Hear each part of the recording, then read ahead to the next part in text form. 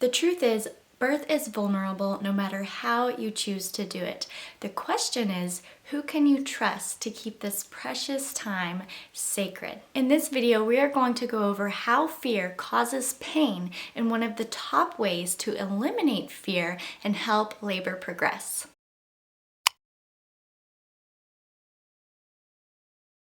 Hi, my name is Dancee Pinkston, also known as Fearless Mama. Check out my new Fearless Mama birth Instagram for more birth prep inspo. But let's dive right into this video on the pain cycle. So the labor pain cycle can be entered through either fear or tension or both. When you feel unsafe in birth, your brain tells your body to either fight or flight by boosting adrenaline and the sympathetic nervous system. This system increases your heart rate and breathing and shifts your blood flow to your outer extremities like your legs to be able to run away or fight, leaving your hard at work uterus barely any oxygen-rich blood flow to function and work properly. So the lack of oxygen to this major birth organ is the pain that you may feel. Similar to the pain of a heart attack or the process of how frostbite works, if you have fear or tension in your birth. There's no doubt fear causes pain in birth and inhibits labor progressing hormones. So let's talk about this. So fear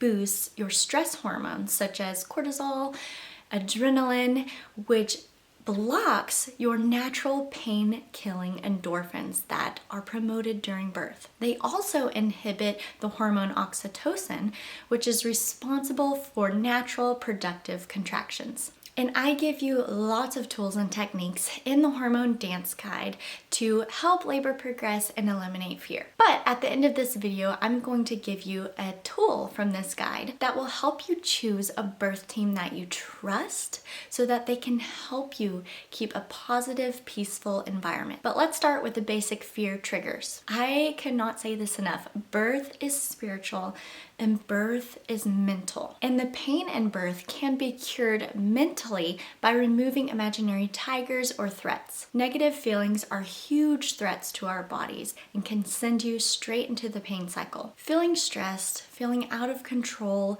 like a failure or hopeless, as well as discouraged, unimportant, or even neglected, can all make you emotionally not present, ungrounded, and fearful, especially if you are being criticized, blamed, or even shown aggression towards. More subtle imaginary tigers are specific to you, but at some degree, they do trigger the fight or flight response, such as white coat syndrome, the fear of the unknown, bright lights, being cold, uncomfortable procedures, or even disturbances or interruptions, such as unwelcome people, noise, or even the feeling of being observed. Tell me in the comments below if you feel like your birth was affected by anything that I just mentioned. I am truly sorry if you have ever felt birth trauma. But I do feel like it helps to bring it to the light and also bring awareness.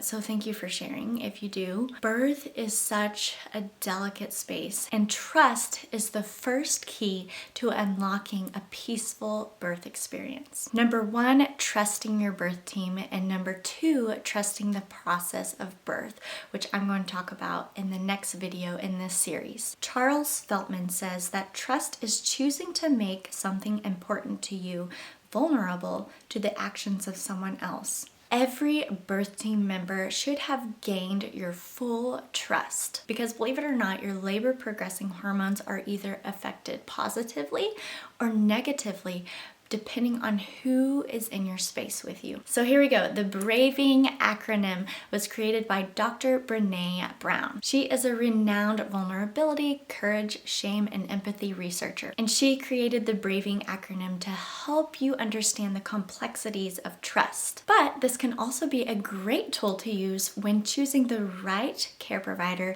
and doula for you and who you should allow in your birth space as your birth team that you so deeply trust. BRAVING stands for boundaries, reliability, accountability, vault, integrity, non-judgment, and generosity. These are the qualities that your care provider should have. So let's dive into each one. Boundaries. It is essential that you are clear with your boundaries so that your birth team can understand and respect them. Reliability. A reliable birth team member does what they say they are going to do. They are not too busy to follow through with every single commitment and have the ability to over-deliver to increase the quality of care if need be. Accountable.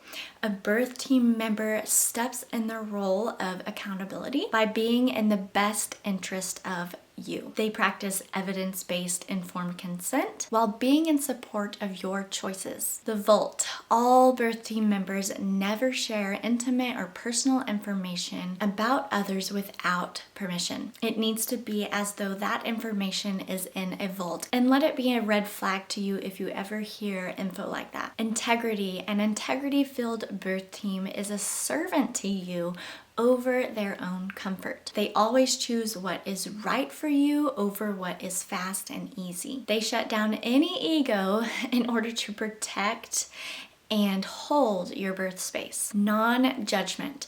A birth team member is always present with you in vulnerable moments without shame or judgment. Instead, they always provide acceptance, validation, and empathy to always make you feel better. Generous and very generous with your pregnant heart.